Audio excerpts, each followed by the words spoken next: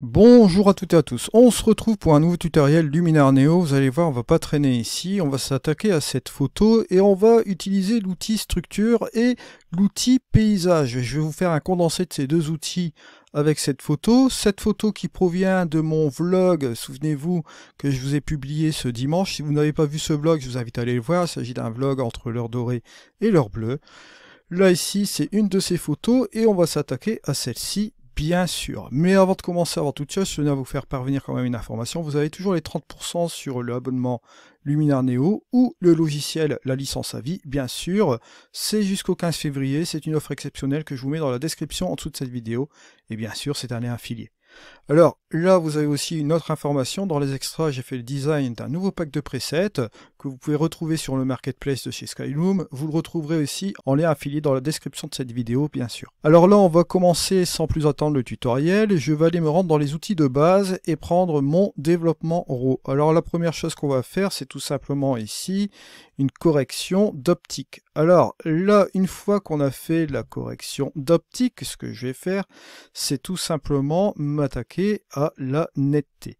Je vais faire un petit zoom ici, comme il s'agit d'un fichier RAW, on va rajouter un petit coup de boost ici au niveau de la netteté, comme vous le voyez ici, juste comme cela.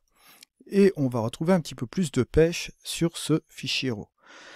L'autre chose que nous allons faire ici, c'est d'aller dans la couleur et on va s'attaquer à la balance des blancs. Je vais prendre ma petite pipette, bon, je vais prendre ici, sans m'embêter, la première partie qui est juste là. On va retrouver l'heure dorée de notre photo, comme vous le voyez ici. Et là, vous voyez qu'au niveau de l'histogramme, ce que je vais faire, c'est simplement ouvrir un peu mes ombres, fermer un peu mes hautes lumières, un peu comme cela. Et au niveau du point blanc et du point noir, je peux tout simplement ici revenir un peu à l'extrémité comme cela et je vais revenir ici en arrière. Bien sûr, je suis sur un luminaire par défaut. Si vous voulez shaper, enfin construire un histogramme à partir du développement RAW pour un profil plat, je vous rappelle que je l'ai déjà fait dans les séries tutoriels, donc n'hésitez pas à aller voir cet épisode. Je vais vous mettre la petite étiquette en haut à droite. Moi ici, par définition, j'ai la possibilité d'utiliser mon caméra flat de mon Nikon Z5, donc j'utilise cela bien sûr. Une petite vérification au niveau de l'écrêtage. Ça peut s'avérer utile au niveau de cette photographie. Vous voyez qu'ici au niveau des blancs, j'ai pas clippé. Et vous voyez qu'avec ce profil plat, bien sûr, on a quelque chose de relativement intéressant puisqu'on va pouvoir booster un peu davantage ici au niveau du point noir. Regardez, on peut revenir un peu plus par ici. On a un peu plus de latitude ici de mouvement sur la photo. Vous voyez que là, ici, bon, on commence à cramer un peu au niveau des détails, au niveau de la mer. Ce que je vais faire, c'est revenir un peu en arrière comme cela. Et on va peut-être dégager un chouïa les ombres comme ceci, voilà. Et vous voyez qu'on a la différence avant-après. Si je rajoute un peu plus de vibrance ici au niveau de la photo, puis un peu plus de saturation bien sûr, je peux le faire à l'aide des deux curseurs sur le fichier RAW aussi également. Regardez, hop, je peux rajouter un peu de saturation et surenchérir avec la vibrance ici, juste comme ceci. Vous voyez que vous avez la différence avant et après. On a une belle couleur ici assez dorée là. Bon, si c'est un peu trop au niveau de la saturation, vous revenir bien évidemment en arrière. Vous comprendrez pourquoi après.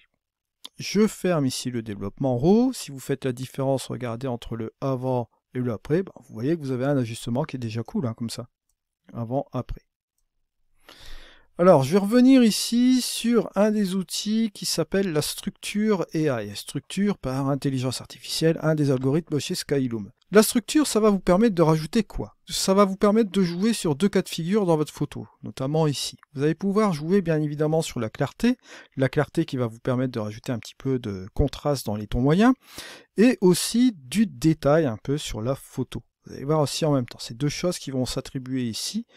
Et comme c'est un algorithme de chez Skyloom, vous allez voir que si vous aviez par exemple une personne, ça prendra en compte cette personne et bien évidemment l'effet ne s'appliquerait pas sur cette personne ou de manière très minime. Vous voyez qu'ici avec le premier curseur, je vais booster ici la quantité et vous voyez que ça s'applique sur toute l'image. On voit essentiellement que ça s'applique aussi également sur la roche ici.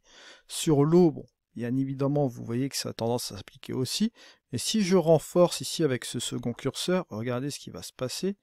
Ça va bien évidemment aller au-delà du possible. Ça va accentuer bien sûr cet effet de structure. Et bien sûr, si je vais à 100%, vous allez remarquer quelque chose. Bon, je vais même enlever l'écrêtage ici. On va avoir une espèce d'effet HDR, comme vous voyez ici. Donc à réguler avec l'effet renforcé et bien sûr avec l'effet de quantité. Si vous partez dans le sens inverse, vous allez avoir tendance à donner un petit côté flouté à votre photo. Ça peut être utile aussi également, mais comme on a un outil flou maintenant dans Luminar Neo, bon, on va pas utiliser ça de manière, on va dire, négative, on va plutôt l'utiliser de manière comme il se doit ici, juste comme cela. Alors bien sûr, on a une possibilité de masquage, hein, comme je vous l'ai dit tout à l'heure. Ici, dans notre cas, bon, si je laisse cela comme ça, je vais aller ici dans le masquage et pourquoi pas prendre le pinceau. Si je prends mon pinceau, regardez, je vais ici, hop, donner un coup de pinceau sur cette partie-là et sur cette partie que vous voyez ici. Je vais même continuer un peu là, d'accord, et la partie de la roche ici, la première partie qui est juste là, et sur cette partie ici, et pourquoi pas, on va donner cette partie-là. Et vous voyez que là, ici, on rajoute de la présence. On pourrait même accentuer encore davantage. Hein, regardez ici, hop, avant, après, sur cette partie-là, ici, de la photo. Vous voyez que ça donne quand même une petite valeur ajoutée. Vous avez d'autres possibilités de masquage, hein, comme je vous l'ai dit. Bon, là, j'ai reseté, hein, j'ai enlevé tout cela. On va revenir du pinceau. Vous avez le dégradé linéaire et le dégradé radial. Mais vous avez aussi le masquage AI. Le masquage AI qui va nous permettre d'utiliser la segmentation des masques de Luminar Neo. Et qu'ici, on a la possibilité de sélectionner l'eau et la montagne. Montagne ici, pourquoi? Bon, elle a détecté la falaise comme une montagne. On va ici cliquer sur cet onglet. Et vous voyez qu'il me fait un masquage sur cette partie-là, mais qu'il m'a oublié de sélectionner cette partie-là. D'accord? Puisque bon, pour lui, il y avait une montagne ici. Donc voilà. Alors, une chose pour contourner un petit peu vous voyez le manquement ici avec cette partie-là, plutôt que de prendre du pinceau, etc., ben vous décochez ici la montagne, vous sélectionnez l'eau, d'accord? Vous voyez que là, il m'a sélectionné l'eau. Vous revenez ici en arrière, et vous avez ici les actions du masque. Si vous ne les voyez pas, vous avez la petite flèche ici, d'accord? Vous faites afficher, vous voyez ce masque, et vous faites inverser. Et là, que se passe-t-il? Hop, j'ai enlevé l'affichage. Vous voyez qu'on a sélectionné les deux parties qui sont là. Regardez au niveau du masque, c'est parfait. On a pris ces deux parties qui sont ici. Alors la sélection, comme vous voyez là, au niveau de la segmentation, est plus ou moins parfaite. Hein, comme vous voyez ici, il y a quelques bords ici qui ne sont pas pris au niveau de l'ombre. Mais bon, vous voyez que dans son ensemble, si on va appliquer ici la structure AI seulement sur cette partie-là, on a la possibilité de le faire. Et ça, on va dire que c'est relativement intéressant, bien sûr. Alors une fois qu'on a utilisé notre petite structure, on va regarder ici un autre outil que je tenais à vous présenter aujourd'hui, c'est l'outil paysage. Hein. On l'a vu de nombreuses fois ensemble, mais là on va le regarder un petit peu dans le détail aussi. Toujours la même chose, vous pouvez employer du masquage, hein, juste ici, avec les différents effets locaux. On fera un épisode sur les effets locaux, bien que je l'ai déjà fait dans la liste de tutoriels pour Luminar Neo, donc n'hésitez pas à aller voir cette playlist, hein, Luminar Neo, vous retrouvez ces ajustements, mais je les remettrai à jour un peu plus tard, bien sûr, avec un autre contexte. Mais là, ici, je vais revoir cet onglet paysage, puisqu'on a simplement 3 curseurs, bon, très simple à comprendre, l'onglet paysage. Vous avez réduire la brume qui vous permet de réduire la brume atmosphérique. Là, il va sans dire que là, dans notre cas ici, si vous augmentez ici ce réduire la brume, que se passe-t-il? Vous allez noter un truc qui va être relativement intéressant, ça va nous ramener un petit peu plus de présence ici sur notre photo, et ça va avoir tendance aussi un peu à sombrir, vous voyez, sur cette partie-là. De toute façon, il suffit de regarder l'histogramme, vous voyez que là, ici, bon, sur la partie ton moyen aussi également, vous voyez qu'il a tendance à se baisser encore davantage ici au niveau des tonalités, à revenir un petit peu en arrière, comme vous le voyez ici, sans plus ou moins toucher la pointe, vous voyez ici. Donc là, ça vous permet forcément, vous le voyez ici, de rajouter un peu plus de présence en même temps dans votre photo. Donc ça peut être utile, vous voyez, dans notre cas ici d'heure dorée, vous voyez. Et justement, on a le petit curseur d'heure dorée qui est juste en dessous, qui va vous permettre d'accentuer cette heure dorée qu'on a déjà. Et regardez, c'est super intéressant ici, super magique. J'adore ce petit curseur, hop. On va monter ici ce curseur d'heure dorée, voilà. Regardez la différence avant et après. C'est un sacré changement. Après, on a le dernier curseur qui est accentuer le feuillage. Accentuer le feuillage, comme son nom l'indique, si vous avez du feuillage vert, bon là ici je vais accentuer, hop. On va voir notamment ici dans le coin inférieur, là, ici sur la droite, là vous voyez là. Si je le monte forcément sur la droite, vous voyez que ça donne un petit effet nucléaire, et même notamment si on prend la teinte du feuillage, si je vais complètement sur la droite ici, on voit que ça ne va pas. Bien sûr, on pourrait très bien l'accentuer en repartant ici, en allant délicatement comme ceci, mais vous voyez que ça donne quand même un effet nucléaire par là. Si vous allez dans le sens inverse du curseur, regardez, on a une couleur ici qui est beaucoup plus sympa, un peu plus homogène et qui correspond bien aussi avec les tonalités d'une heure dorée aussi également là. Vous voyez, juste comme ceci, ça permet d'accentuer un petit peu cette chose-là, puis rajouter un peu de luminosité, hein, comme vous voyez ici. On a un ensemble déjà beaucoup plus cohérent. Et comme on a fait ces deux outils-là, vous voyez, avant, après, à vous de voir, si vous voulez revenir un peu en arrière sur l'heure dorée, vous voyez que là j'ai un peu poussé à 34, on peut bien sûr revenir en arrière, identique pour réduire la brume, hein, comme vous voyez ici. Au niveau de l'accentuer le feuillage, ça va être aussi un peu la même chose. Voilà, c'est un peu moins sauvage comme cela, hein, comme vous voyez ici. Je vais quand même booster un peu plus l'heure dorée, voilà. On a cet effet-là. Et bien sûr, la finalité de la chose, ça j'aime bien faire ce petit truc-là, surtout dans cet effet-là. Regardez, on peut rajouter notre vignettage, choisir un sujet. Allez, on va traiter aussi de cet onglet vignettage. Vous savez très bien, l'onglet vignettage. Si vous allez à gauche, bien sûr, vous allez faire un vignettage juste comme ceci, et vous allez foncer un peu les contours, d'accord. Si vous allez dans le sens inverse, ça va être forcément la couleur blanche qui va être prédominante, mais bien sûr, un vignettage assez réussi, prenez plutôt celui-ci, d'accord. Bon, vous pouvez prendre l'autre, hein, ça peut être aussi une possibilité. Vous avez la possibilité de régler la taille de la vignette, vous voyez, juste comme ceci. Vous pouvez choisir de le mettre en carré, de l'arrondir, ou de le rendre ici, vous voyez, un espèce d'ovale, là, comme cela. Vous avez une progressivité, alors soit vous mettez cela dans un bord assez dur, bon, je vous le préconise pas, ou avoir une progressivité, vous voyez, à 100%, vous allez avoir un dégradé qui va être super sympa. Regardez là, par exemple, si je reviens à 0, vous allez noter que au niveau de la quantité, je vais remettre cela ici comme ceci. Si je commence à revenir ici en arrière, vous voyez que là, on voit la vignette. On peut revoir la taille, vous voyez, on peut la régler comme ceci.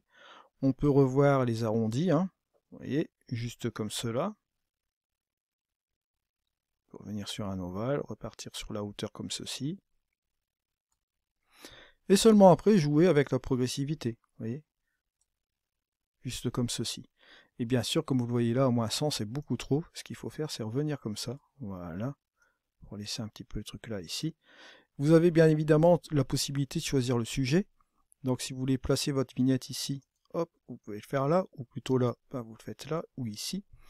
Et le dernier curseur qui est ici, ça vous permet de rajouter de la luminosité ici, comme vous le voyez là. Juste comme cela. Vous avez le avant et le après. Vous voyez, juste comme ceci. À vous de voir, hein. Vous pouvez placer la vignette aussi, pourquoi pas ici. À vous de choisir l'endroit. Là, c'est un petit peu trop sur le truc. Je trouve que là, elle est pas mal quand même. Donc on peut bien sûr, hop, revoir ce truc là comme ça. Avoir un truc super sympa ici, vous voyez. Hop. Juste comme cela. Et si vous faites la différence, regardez entre le avant et le après, hein, vous voyez que ça a tout son sens. Hein. On a bien appuyé ici un peu les couleurs, super sympa. Alors bien sûr, si vous voulez revenir encore en arrière, vous pouvez toujours le faire au niveau du vignettage. Si vous souhaitez, hop, revenir un peu comme cela, vous pouvez toujours le faire. Au niveau de la taille, vous pouvez même ouvrir davantage, hein, pourquoi pas. Et aussi au niveau de, comment dirais-je, la lumière interne, si vous trouvez que c'est trop, vous pouvez réduire aussi. Vous voyez, juste comme ceci. Si au niveau du paysage, vous trouvez que c'est encore trop jaune comme cela, ben, vous revenez encore un peu en arrière. Voilà, au niveau de l'heure dorée, au niveau de la brume, c'est aussi la même chose. La structure, vous voyez, hein, si c'est trop à 25 ou si le renforcé vous donne trop de résultats ici, vous pouvez revenir encore en arrière sans aucun problème. Et là, vous voyez que là, ça reprend encore tout son sens comme on le voit ici. Et vous avez le avant et le après. Petite séparation. Voilà. Avant ici et après.